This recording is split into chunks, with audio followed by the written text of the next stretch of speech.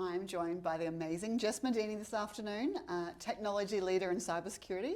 Thank you for joining me. Thank you. It's so exciting to be here. I can't wait for our chat. I love everything that you do, and there's so many different avenues we could go into, so let's see where this conversation takes us.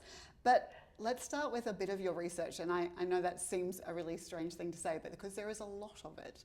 You have 5 master's specialities. Yeah. Give us some insight into Jess. There is a lot. So the focus at the moment is on my doctoral research, and that's on cyber epidemiology. So really what I'm looking at there is some of the interesting things we can take out of the computational biological paradigms that we see in the health science field, and I apply it to cybersecurity. So it's cross-disciplinary research, and surprisingly, the two are super similar. You know, the way that pathogens spread is very similar to the way that malware spreads. DNA is just a form of code. So there's a lot that we can learn from the way that we band together as a community in particular to be able to fight against infectious disease and stop it from spreading. We need to take similar approaches in the cybersecurity world. So yeah, there's a lot that we can take between the two. I won't bore you with too much of the super nerdy parts of it, like, you know, compartmental modeling and some of the mathematical mechanisms that we can use. But yeah, it's safe to say that there's a lot in common between the two. So it's really cool to be able to, you know, learn new things and apply it into, you know, this crazy, quickly growing field in security to learn new things. I think that's what I love about this. It's so fascinating that when we find those parallels between, you know, very old or long-term industries that have been for, you know, everyone says cyber, that's all new and, you know, unusual and nothing's been done before. But there is so many different paths that make sense. So when do you think this, you know, when did you start to identify that there is this kind of parallel to health? Because when you first said health, I was like, okay, where you know, occupational health and safety I might have got you, but yeah, when did that start? You know, I'm assuming there's a COVID link here. Well, it's funny you say this because it actually happened before COVID. So I would like to let the record know that I was studying epidemiology and applying it before it became very cool and very in, and everyone on Facebook decided that they were an expert on it. Everyone caught up to you. Yeah. Look, I mean, it was a worthy investment of time reading textbooks on epidemiology. What actually happened, it was about 7 years ago, and I was working in the cyber world. I was working in, you know, incident response, intrusions analysis, and trying to get my head around cybersecurity investment, you know. I was doing work for defense as well and trying to help them with their roadmap of capabilities, and I realized that almost all of the investment was in prevention. So big guns, guards and gates and moats and dragons. But really, there wasn't actually much work that went into preventing spread once something came in the door, and that happens all the time. Yeah. So what I learned from, you know, health science there was that, you know, it's all well and good to be able to put up big defences, but infectious diseases do occur. Yeah, we can't assume that that's going to be fail-safe, that's it. Right. It's going to happen, and, you know, it's a case of when, not if. So it's really changing that paradigm. So what I learnt pretty quickly was that we need to figure out how things spread within a network, not just about things getting in a network. And yeah, epidemiology really helps with that, funnily enough. That makes so much, it sounds just so logical when you explain it. It's like, why is nobody focused on it? It must be frustrating for you. I mean, no, it took me a while, and like, look, some things are more just like analogous, and it can really help from the educational perspective, just to help people think differently. That translation. Like, cybersecurity as a field can be really scary, and we talk about this when it comes to getting more women in cyber and skilling more broadly. It's easy to think it's just hackers in hoodies and you need to be sitting there writing code all day, and it's actually not a reality. So if we can simplify it and help people lean into concepts that they already understand, like health science concepts, it just makes it so much simpler for them to understand and prioritize when it comes to, you know, governance, risk and compliance. And that call to action is important as well. You know, one of the things I often talk about is the fact that we have, you know, the US CDC and we have our Australian Department of Health for health, right? We all band together because I don't This want to catch your collaboration disease. that- And COVID saw this, at a completely unprecedented scale. I remember going to a Westfield once, and it was peak COVID, and you were only allowed out just for your basic grocery shop. And there was a couple there, and they weren't wearing a mask, and they were spluttering all over the place. They weren't following any of the rules or procedures that anyone else was in the community. And it was really interesting seeing the way that other people responded to that, right? They were actually really upset because it was like, well, we're all doing our instant part. reaction. Right, how dare you, the audacity. That's exactly it. So, but we don't have that approach in cybersecurity. If you don't update your computer, if you don't patch, if you don't do the right thing, if you just leave your computer unpatched and access the hotel Wi-Fi, no one's upset about that. You kind of don't see it as much, and there's less of that community approach. So yeah, when we think about some of the simpler paradigms and analogies we can learn from health, it puts those things into perspective because it's something that you can really relate to without having to understand ones and zeros and the scary cyberness. Yeah, I really love that approach. So you have a very systems thinking approach to resilience. It's not really common what we hear in cyber conversations. Why do you think we need to shift from incident response to whole of system resilience, rather than our very traditional way of approaching? Yeah, great question. Look, I think incident response is important. You need to be able to have that capability to respond to bad things when they happen, but the issue is that they will happen. And rather than just being there, I guess you're at a loss because you're just waiting for bad things to happen. If we can change the paradigm, if we can actually flip that economic equation when it comes to the way that we interact with attackers, with the bad guys per se, then we can be a lot more efficient and a lot smarter. And so a lot of organizations just wait to be hit and then they respond to it. Why? We don't do that in any other thing in life.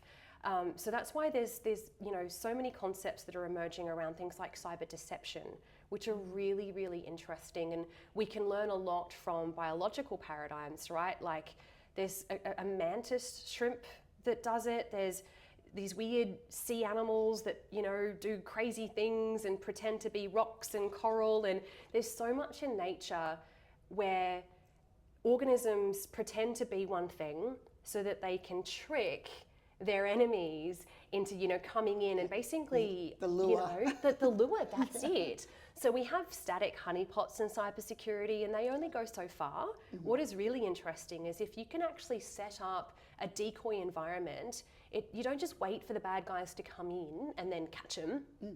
You let them in the door. You show them the kitchen, you allow them to, take a seat, make yourself at home, and you can learn so much about their tactics, techniques, and procedures by doing that. And these are all things that have been happening in biology for such a long time that allow us to actually get ahead. So by doing that, we change that economic equation and we're able to actually flip the paradigm and, hunt the bad guys as opposed to just waiting to be hit. Yeah. So that should really be reflected in cybersecurity budgets as well. Because again, when it comes to resilience, it's going to happen and it's how you fail gracefully, which is what matters the most. Do you think that's also keeping those attackers busy? If they're doing that, then they're not attacking other people at the same time. Is there that level as well? Oh, for sure. I think we've all seen the YouTube videos with the people that, some of it's people. The very traditional scam callers going, I'll keep you on the phone and Exactly. We can do that with cyber decoys as well. So not only do we learn a lot about our attackers because they expose their TTPs in those environments, we waste their time, but most importantly, it's the best form of gaslighting. So it's kind of like giving someone a GPS. I love positive gaslighting. Right? It's the other way around, isn't it? But it's about time that we use gaslighting for good. And yeah, it's like giving someone a GPS that takes them to the right location 70% of the time, but 30% of the time it doesn't. It really, really messes with their mind. So again, being able to get ahead, being able to kind of fight back in a way and change the playing field is so, so important. Okay, so the phrase digital survivors, I really love that concept. What does it mean to be a digital survivor today? Yeah, look, I think it comes down to resilience.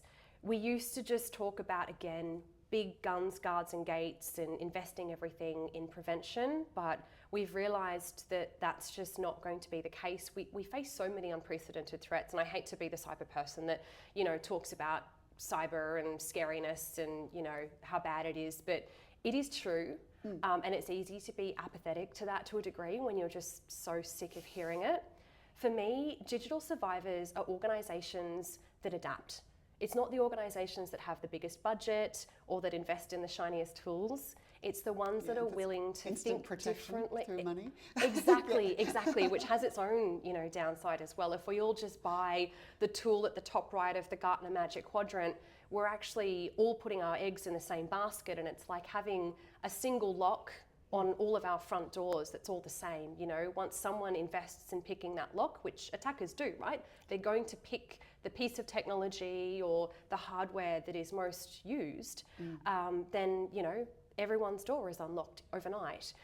So there is certainly a lot that we can learn from biological diversity there.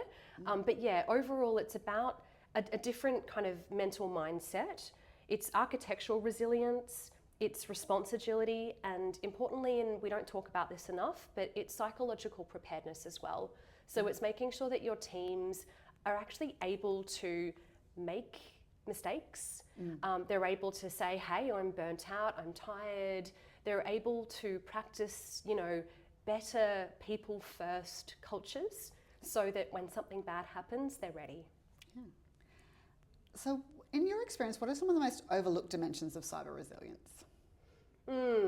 Yep, good question. So again, if I'm taking the epidemiological hat, normally it's very much about transmission vectors within a network.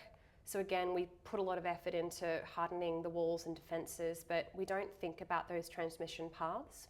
Normally, if you're doing a risk assessment around security or resilience, the first thing that you're told to do is figure out the core assets. So you identify the crown jewels, and crown jewels are normally the things that keep your business operating, right? If you're a bank, it's your payment systems. It's the things that you need to keep the lights on to be able to deliver a service. And now that's really important to know what those are. But often there are other systems that can be kind of like super spreaders within your networks, and they're often overlooked. So if you focus on just safeguarding your assets, you're putting all of your security guards around your vault, but really there's actually a window propped open with a chair in the back because you've got these other systems that can kind of support lateral movement and can support the spread once a bad thing is within your networks. So yeah, I think often organisations again spend most of their security budget on guns, guards and gates, and certainly not enough on actually truly understanding how their networks interoperate. And that's when we get again into the systems thinking and modelling piece, which is so important. And it's harder, depending on the organisation, the bigger they are, the more silos they have, right? Yeah. There's the team that looks after Active Directory, there's the team that looks after the back end, and then a front end team. And often, they're working off a network diagram that was printed in 2017, has been stapled to the wall, and it's not dynamic enough. So yeah, I think it's about constantly revisiting that and also exercising it. If you think you know the way something works, test it. And how often? All the time, all the time. And this is where the people comes in as well. I hear that quite a bit, we do a test. Well, when was it? Oh, like 5 years ago. Yeah. Yeah, I mean, it's the same thing with security audits, We've right? ticked it off. Yeah, we filled out a spreadsheet and we had an auditor rubber stamp it, and now it's sitting on a shelf. That doesn't actually help you. It doesn't help your security culture. It doesn't help enable people and empower people to make good decisions. I think, yeah, we're slowly evolving into a world of continuous authority to operate, of people first cultures, because we've realized that, humans are the biggest threat to security. So we can't put them last. I guess along those lines, is there a risk that we've become too dependent on those frameworks and playbooks and gone, well, we're protected now? Like, are we adapting enough? How do we deal with actually, the emerging threats and disruptions that we have? Yeah, and I think that's a great point, and I agree completely. I think we can be really paralysed to feel like we need to work within those playbooks. What I've seen is where companies have robust response frameworks and playbooks and they do test them, the issue is when they have an incident that just doesn't fit with that or sits outside of it, people get really worried and they don't necessarily feel empowered to make those decisions that doesn't sit within the scenarios that they've already planned follow for. the script. Yeah, and it never does, right? These big black swan events, they never follow the script. So I think there's a lot of importance in making sure that people are prepared, but you also need to be able to encourage people to take initiative and think differently and think for themselves. And that's often something that's missed in tabletop exercises. You need to make sure that, you've got a culture of safety around that. And I've seen companies do that really, really well, even just with reporting security incidents. Now, I've worked a lot in defense where if you report a security incident, you're ratting someone out or you're the bad guy or, it's never a good thing. It's on your record as well, which can actually be really intimidating when you're maintaining a security clearance. So, often It's seen as like a demerit on your, It is, it's a black mark on your record, even though it shouldn't be. So some of the, I've worked for big tech companies and Amazon in particular, to name drop, has a really good culture around raising issues. There's actually a list of Sev 1s that have been raised for just stupid things, like I don't remember any off the top of my head, but it's kind of like the Darwin Awards of Sev 1s where people have raised them for just things that are not Sev 1s. But it's still encouraged, and there's just a rule that you should raise the security incident, you should feel empowered, encouraged, and like you're not going to be punished for it. You're better off raising something, sounding the alarm, even if it's, maybe not world ending. At least you are doing that, because what you don't want is something that is world ending and no one feels comfortable to say Everyone's something. excited if they've found something that wasn't a threat. That's fine. Yeah, exactly. And people are so scared of retaliation. I've seen that, play out in workspaces where someone raises something that is so fair and valid, but, they get, it makes their boss look bad. Yeah. So, having those cultures of escalation and having those cultures around, positive security reporting is really, really hard to get right, but absolutely critical for that safe space.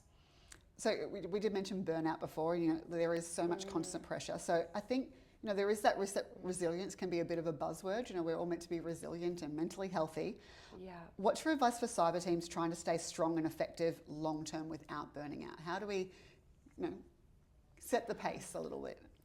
Yeah, look, I wish there was a silver bullet for this. I think the sad reality in the cyber world is there's just not enough people for the roles that we need. It's an always on job, which can be really, really stressful, and it's hard because you don't often get to celebrate wins. You're on to the next. Yeah, well, that's it. Or just a quiet day is a win because nothing bad has happened. And it's, I had a director that I worked for once, and she had all of these rubber ducks on her desk, and it took me a while to ask her what's going on with the rubber ducks. And it was this kind of this in joke about how ducks, on the surface, they're just floating along. They look very calm and peaceful, but underneath, their little legs are paddling, and there's so much that goes into just being able to stay at that point of equilibrium, and cyber is like that. I think when it comes to avoiding burnout, there's really kind of 3 levels to it. There's the structural level, which is just making sure that we do have the right staffing, that there's the right level of automation, so people are working on things that is actually meaningful as opposed to just eliminating false positives every single day, and making sure that there's, resilience budget, so you're not just, again, playing defense, constantly, battling the bad guys, constantly just with your shield up, that there's actually room to be able to make improvements organisationally and start to, actually make, strides in the right direction. The second is at the team level. So I think, meaningful progress metrics really helps. People need to feel like they are making progress. And often, the metrics that we use in cybersecurity, MTTRs, they're not really meaningful for the team. There's no, collective dopamine hit. Again, you're just that duck, trying to keep your head above water. So really being able to encourage people and reward people for metrics that aren't just keeping the bad guys out, other improvements, or even being able to celebrate that. You know what, we haven't had a breach in a year. That is amazing. Go us. You know, look at all of these other organisations in the front page news. So, you know, that's very much a cultural piece as well in terms of leadership. And then at the individual level, the third piece is really, you know, having robust recovery practices in place and having that be supported in the workplace. I know, like me personally, I often take on too much, and it takes for me to get a really, really bad flu or basically just be dying to say no to things. Yeah. So encouraging people to say no. No is a full sentence, I've learned. I'm still learning that too. Yeah, I think we all are, right? And really encouraging people to know their own limits, and you know, there's all sorts of you know, support that exists out there, but you just actually need to give people the time and the encouragement to seek that support. And it shouldn't take for, you know, burnout to be that point. I think it's really important as leaders in this industry that we make sure that we put people first, because and you have to set the example. If you're not looking after yourself, your team don't see it. Yeah, that's it. So I've just changed companies recently, and one of the coolest things that has happened in the last week is my boss, we had a meeting scheduled, a team meeting scheduled, I think it was 1 to 2 p.m. on a Wednesday. And I got a message from the boss going, we're cancelling the meeting. And I went, oh, okay, is everything all right? And she goes, yeah, I really need to get my hair done, and it's the only time that they can fit me in. So yeah, I'm going to go get into the salon and the team meeting can wait. I went, you know what? That, like, modelling that is just, we don't see that enough. I've got other needs, Yeah, and just making that okay. Often, you know, we have leaders that talk about this stuff, but they have a double standard for themselves versus their staff. And I know I've certainly been there, you know, I've got too much to do, but, you know, you take a day off, you look after yourself, and, you know, that people still feel guilty if you're not modelling it. So it really, you know, culture starts top down for sure. What's one lesson or a moment from your career that stuck with you when it comes to resilience? Like, was there a tough situation or something that, you know, like a surprising win? Where has resilience that you've just gone, yes, this is the moment? Oh gosh. I don't think there's been one big thing. It's just been, I think over time, learning more about myself and realising how important that is. Realising what matters to me, what motivates me, what my limits are. You know, I do a lot of public speaking, and people often think that I'm an extrovert, and I have to remind them that I'm not. So This is really, my work persona. Yeah. Like, I think it's really important that you understand yourself and that you're able to explain that to other people and set boundaries and help them figure out the best way to interact with you. It links into burnout, it links into how much you take on in terms of your roles. So the thing that's hit, I guess, you know, quite hard for me in the last couple of years when I've been juggling a lot of travel, I've been, you know, full-time working on a PhD, teaching, studying, and, you know, working full-time with Amazon Web Services. It's just been crazy, and, you know, I've had to be really clear about my personal priorities and using that as that kind of compass for myself in terms of what I say no to. And that's been essential for my personal resilience. So I encourage people to really think about what matters most to them and be really, really clear. Be really, really and hold yourself to account with that, you know, to make sure that you set time for yourself. Because if you're exhausted, if you're burnt out, if you're impatient, if you haven't had your coffee in the morning, you're not your best self, for your partner, for your family, for your friends, and certainly not in the workplace. And life is too short. So yeah, I think having that self-awareness is going to be the most important thing for how you operate, whether it's at home or in a workplace, and also how you model those behaviours for your staff. I think that's great advice for all of us. I've got a few there that I need to work on myself. Yeah. So we're in a very big growth industry. That's comes with a lot of excitement, a lot of stories. We're trying to attract new talent, and we tell them these great, sexy stories about, you know, all these wonderful things that you can get into in cyber.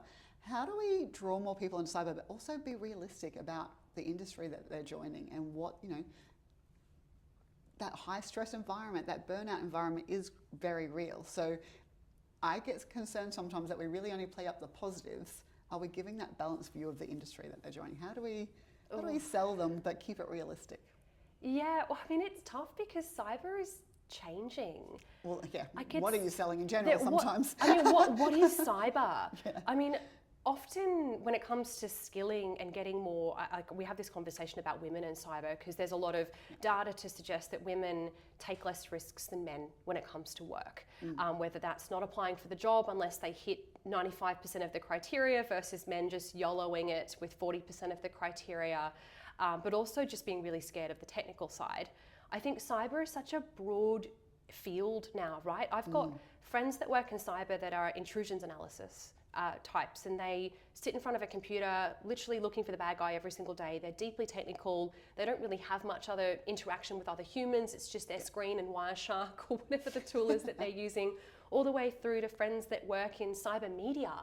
And it's creative, and they don't know how to. Like, I sent one of them a PowerPoint from my Mac the other day that wasn't in PowerPoint format, and they couldn't figure that out. So they're not technical, let me tell you. So it's so broad, and there is room for everyone. And I think that's what we need to explain more.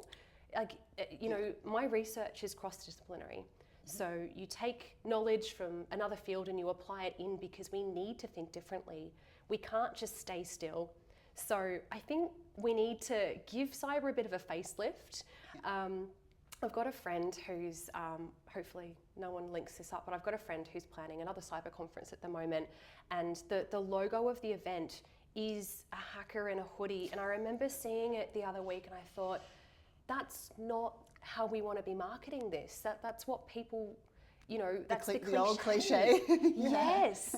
We need more role models out there of people in cyber that are not just doing those technical jobs, because there's so much more to it. So, yeah, look, I think we do often, accentuate the bad sometimes and the burnout, and we don't do enough about accentuating the really cool things, because frankly, the threats are scary and it's changing a lot, but oh my God, could you imagine working in a career where things don't change? Yeah, how boring. Right? Yeah. So it's such a good thing. You've just, like, for me, it's been a journey of finding my place in the cyber world. And I've alternated between leadership roles and technical roles. And, I don't know what I want to be when I grow up. I don't have a 5-year plan. The industry will be so different in 5 years and 10 years that, we need to be able to get that excitement out there and show that everyone has a place in this industry. I really like that concept. I have to admit, I've worked at AusCert for a long time, and I never thought I was a cyber person. I just consider myself like a cyber enabler, and so it took me a long time to go, actually, no, this is my industry now. Like I was just as guilty. It was analysts that were cyber. It was the very technical people, and I've never been a technical person.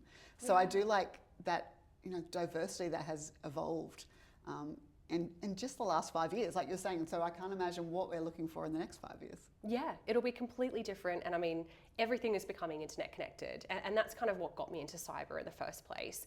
I was working in more traditional engineering roles, and I realized that, whether it's satellites or, regular just, computing resources, everything touches the internet. The internet is air.